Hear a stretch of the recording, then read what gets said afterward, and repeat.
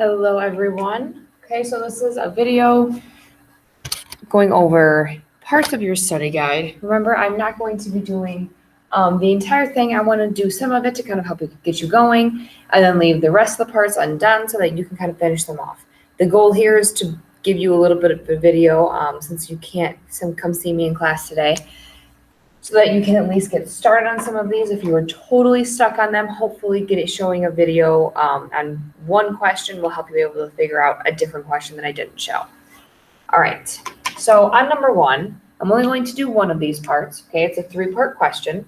The prompt reads, nobody apparently, I didn't put anything in for who was investing, but somebody invests $5,000 into an account that pays 3.2% interest rate. So we want you to find the balance in the account after 5 years if the interest is compounded, and then you have annually, quarterly, and continuously. I'm going to go over A with you, give you a hint for C, and let you figure out the rest on your own. I will help you figure out some of the main variables that you need to find here. So P is your principal. It's how much money you are putting in the bank. So big thing money here, that is $5,000, right? You are taking 5,000 big ones to the bank. R is 3.2%, but guess what? We don't write that as a percentage, we write it as a decimal. So you need to move this to the left twice to cross that out, 0.032. T is time, so amount of years is 5, so T equals 5. And it's going to be something different every time. If you remember the formula, it's A equals P times 1 plus R over N to the NT. So there's very clearly one variable we left out so far, and that is N. We need to find this N value. If we are thinking about N, it is how many compoundings per year. So A is annually. We compound annually. Annually happens once a year, so N equals 1. If we go ahead and fill this in, 5,000, 0.032 over 1 to the 1 times 5. Okay, so also remember, we cannot put all of this into our calculator at once. You're likely to make a huge mistake when you do that. We want to find the value inside the parentheses and the value in our exponent first. Doing so, we need to take 0.032 divided by 1, which is just itself. 1 plus 0.032, 1.032 is what that ends up equaling. And then 1 times 5 is just 5. Now this value you could go ahead and put in your calculator, right? That would be an easier thing to put in. If you do so, you'll get 5,852.86. Okay, and this is all an about value. It's a little bit different than that. That's our best rounding approximation. Okay, so you can find B on your own, C on your own as well. I just do want to remind you, C, you have to use the equation A equals PE to the RT, right? When you're doing a continuous function, you have to use PERT as your formula instead. All right, I want to do 1 or 2 examples from 2. I think I'm just going to do 1 to kind of get you started. 2, I'd say, is one of the more difficult ones on here. I think it's a really hard thing to try to think about. It's not as easy to simplify sometimes as it is to evaluate. So I'm going to do the first one on 2. Sorry, this is 1 plus 7 log base 2 of 4. So when we are asked to simplify these, that essentially means get this down to the most simplified or concise and condensed version as possible. So when I'm looking at this, to me, that would be getting rid of the log. We have lots of methods to get rid of logs. The first one that's kind of striking me is I could rewrite this as a method so that I could have log base B of B, which would just cancel to equal 1. Okay, that would be getting the same base as the number here, which I think I can do. I'm going to leave all the rest of this the same. I think I can get this to happen because I know that I can change 4 into 2 squared, right? I did not change the value of this. I didn't add anything. I didn't subtract anything. I didn't multiply by anything. All I did was manipulate what I had. So I changed 4 into 2 squared. 2 squared is 4, so this is the same value.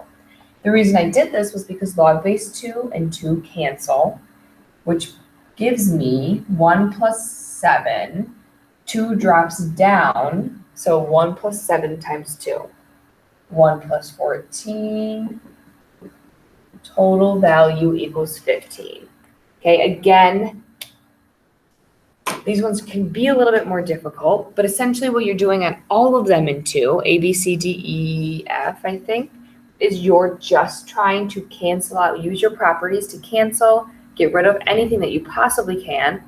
Whatever you're left with, try to simplify, combine like terms. Some of the rest of these look a little bit confusing. I'm just going to send this one example over because I think this is the hardest of all of them. This is A. Okay, again, this was A.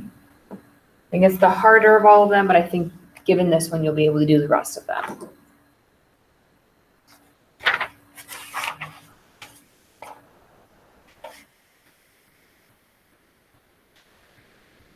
Okay, I'm not going to do 3 for you. I'm going to show you a couple examples for 3. So new example, I want to do log base 4, no, let's do log base 8 of 704, because why not? Okay, so you can't see my calculator very well when I'm doing this. Okay, maybe you can. Let's try it. So when I turn this on over here, okay, you have to go to, since it's a base that's not 10, you need to go to the math button. You can see it not very well. Once you go to the math button, you need to scroll all the way down to where you see log capital base. When you hit enter on that, it's going to pop you open to a screen that has log with a tiny little box and a much bigger box. Okay, in this tiny little box, I'm going to put an 8. In the bigger one, I'm going to put a 704. Again, I'm not doing one in the study guide for you. There's only 3 problems on there, so I wanted to give you one that's a little different. 3.153 is what I'm getting for this. Okay, so if you wanted to follow that one along to try to see if you could do it on your own, that would be awesome. I will give you the answers to 3 on the answer key. I just wanted to show you a different one so that you do still have ones to try on your own. If you get a natural log and ask you to put that into a calculator, say natural log of 75. This one's even easier. You get to go to this natural log button. So it goes second alpha math x to the -1 or x inverse, x squared log, and then natural log. So basically 3 it from the bottom is a ln. If you click on ln, I put in ln 75 or natural log 75, I get 4.317. 4.317. Okay, that is it for 3. On to 4. These are asking you to expand. So I'm going to do the first one. That is log base 2 of 4c squared over b to the 5th. All right, so we have a set of steps that we take when we're doing these, right? When we're expanding, we go division, multiplication, exponents. I have no other way of explaining exponents and other than doing x squared. Okay, maybe I should just write exponents. So the first one we're going to do is break up that division. So when I'm breaking this up, division turns into subtraction. So I'm going to subtract the top from the bottom, giving me log base 2 of 4c squared minus log base 2 of b to the 5th. Okay, let's recall that anytime we break something up, we go ahead and we add in a log with that identical base. The number of terms I have to begin with should be the number of logs I have when I end. So I have 4c, b. 3 terms, 3 logs. I've broken up division, so now comes multiplication. There's multiplication between the 4 and the c squared. And I'm going to go ahead and put parentheses around this because I want the multiplication to happen first and then the division after that, giving me log base 2 of 4 plus log base 2 of c squared minus log base 2 of 5. All right, after breaking up that multiplication, again, I do have 1, 2, 3 log terms. So I have all the log terms I'm going to need. Last thing I do is identify any exponents and throw them out in front. So I have just one, oh no, there was a b over here. This was b to the 5th. I have 2 exponents to be thrown out in front, giving me a final answer of log base 2 of 4 plus 2 log base 2 of c minus 5 log base 2 of b. How I know when I'm done with expanding is I go back and I check, do I have any division still occurring? If not, then I'm good. Do I have any multiplication still occurring? No, then I'm good there. Any exponents still there? No, I don't have any exponents, division, or multiplication. So that means I'm done with this expanding. Okay, and condensing is the exact opposite.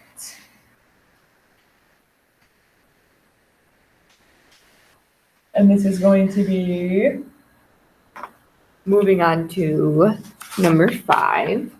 I'll do the first one with number 5 as well,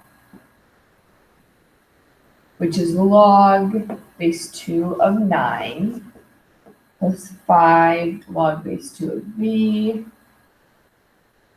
plus 2 log base 2 of r. All right, so the cool thing about this is we go in the exact opposite direction now. Now the first thing we do is exponents, then multiplication, then division.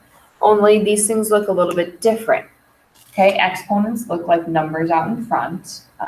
These look like addition. This looks like subtraction. So it comes in different forms, but we have the same process, just opposite. So in my next step, I'm first going to deal with exponents. Exponents, when we're expanded fully, look like numbers out in front. So the 5 and the 2. So I'm going to keep everything the same and just throw these back up top. So I have log base 2 of 9 plus log base 2 of b to the 5th plus log base 2 of r squared. Exponents done, fantastic. Next thing I'm going to do is deal with addition, which is multiplication, right? So I currently have 3 logs, so I should end with 3 separate terms. So in doing this, I'm going to change this addition into multiplication. So log base 2 of 9 times v to the 5th. And then this addition changes to multiplication, which would be r squared. So I drop down always to 1 log when I'm condensing, right? You should never have more than 1 log here. And then I have 3 separate terms. How I check to see if I'm done is, do I have subtraction? Nope. Do I have addition? Nope. Do I have any numbers still out in front? No, sir. So that means I am fully done with this. All right, number 6.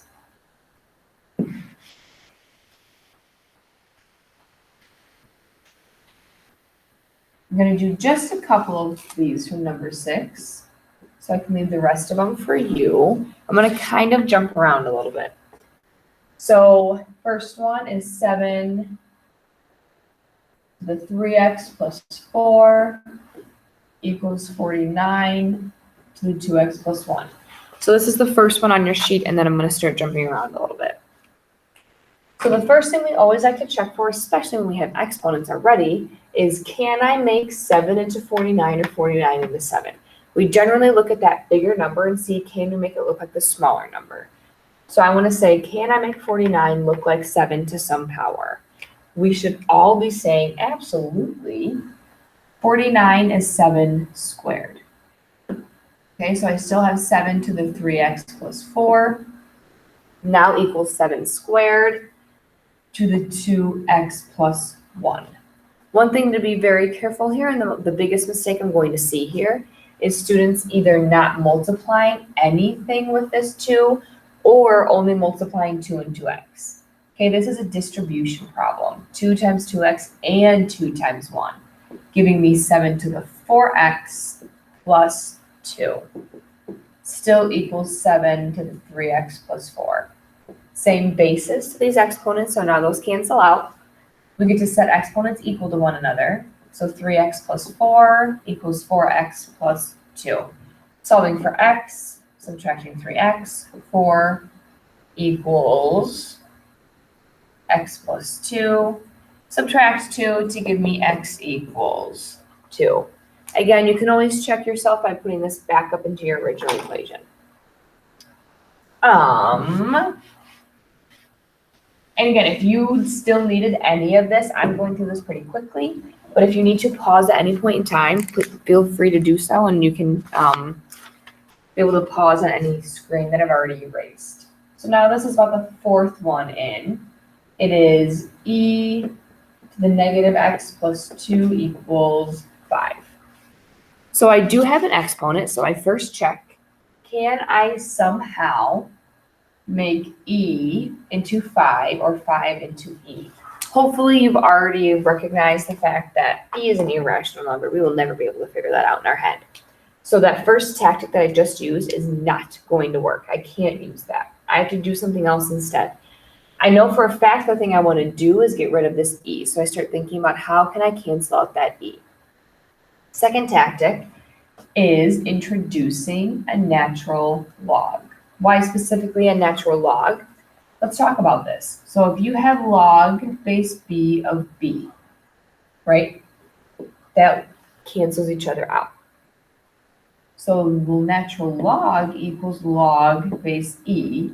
So if I add in a log base e to e, i.e. adding in a natural log to e, the two of those cancel one another out, giving me negative x plus 5 equals natural log of 5. So all we simply have to do here is just continue to solve for x. That's going to be subtracting 5. So negative x equals natural log of 5 minus 5. Again, because natural log of 5 is a whole value in itself, you cannot subtract this 5 and this 5. Last thing I need to do is multiply by negative 1 because I want to solve for x, not negative x. This gives me x equals the negative value of natural log of 5 minus 5.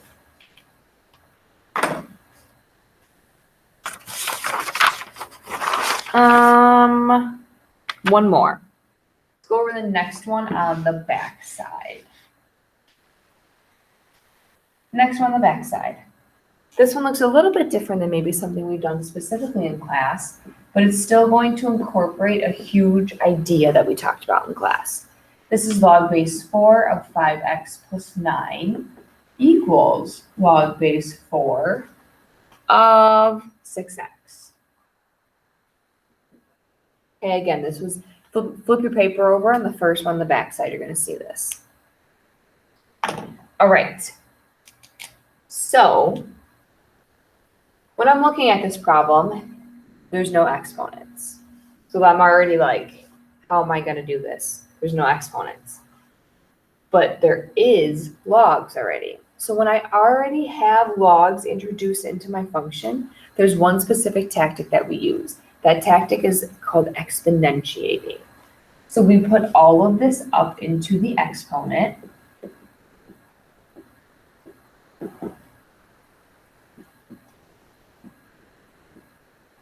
And we choose our base wisely because we know the property b to the log base b of x, log and log base b cancel out, the whole thing equals x. So if I can choose a base down here that is the base of my x or the base of my log, that will cancel out. So both of these log bases are base 4s. So this is actually going to work out pretty slick here. We're used to having this just on one side, but when this is on both sides, we actually still have the same bases here. So when I go to cancel these, I not only can cancel out this side, but I can also cancel out this side. giving me 5x plus 9 equals 6x. Subtract 5x, 9 equals x. And we are done, right? So we have exponentiating, we have getting equal bases by manipulating numbers, and we also have adding in a log of a specific base. So all three of those tactics will be seen on the test. Again, this is just a snapshot of a little video going over some problems from the study guide. The full answer key will be going out in a little bit, but hopefully this was able to help you a little. Okay, so let me know if you have any questions still.